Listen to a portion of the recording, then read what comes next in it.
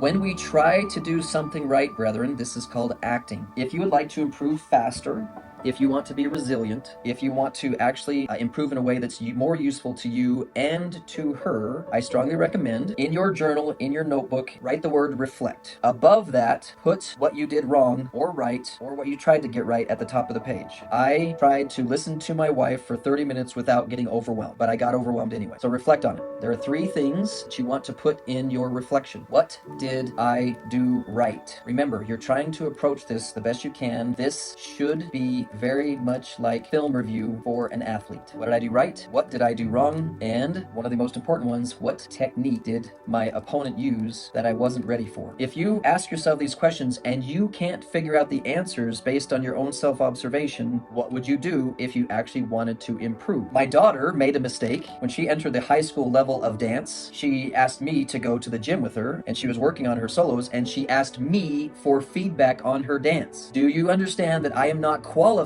to give a dancer feedback? So she was getting frustrated with me, and she's going, Dad, why aren't you giving me feedback? You're not helping me clean up my dance. You're not giving me feedback. I'm like, I don't know what you're doing right. I don't know what you're doing wrong. This is not 3rd grade dance. She goes, can't you tell that my toes aren't pointed right? Can't you tell that my hips are at the wrong angle? I'm all, no, this is true with your wives also. Do you really think a woman has time to learn how to give you feedback on how to be a man and a husband? You can use a teammate, but what's the pros and cons of using a teammate even in sports? They're doing it wrong too. They're like, I don't know. So think about it, guys. If you wanted to become an Olympic champion, who would you go to for training? A coach that actually knows how to coach. Why are we so willing to pay $30 an hour for piano lessons for our kids, or $500 for a weekend of football training, and not training for self-mastery or for marriage repair? I'm only one of the highly skilled trainers with marriage repair, but sometimes we do need to do some one-on-one work. If the global training isn't working, you might have to invest something similar to what you'd invest in your kids getting into football training, to do some extra one-on-one work. If you're finding this video helpful or want to help us reach others in need, don't forget to like, comment, and subscribe because it really supports our channel.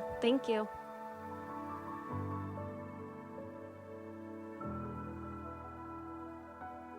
Share your plan with your teammate if you want her to be your teammate. If you're not sharing your plan with her, it's like saying you don't want her to be your teammate. I'm not going to tell you what my plan is because I don't want you on my team. Every time I don't share my plan with my wife, she basically says, I got the message. What message did you get? If you don't tell me the plan, then I'm not in the huddle. That's your way of saying I'm not in the huddle. Well, why didn't you ask me what the plan is? I don't want to bug the quarterback. You want to be the quarterback? Invite me into the huddle and tell me what the plan is. But what if you have a different plan? She goes, then let me decide whether I want to follow my plan or your plan. Are you inviting me onto the team or not? Well, you said you didn't want to be on the team. Well, like, did you think I said that forever? Brethren, I beg of you, please follow the principles of marriage repair, not your fears of what she's going to do and say.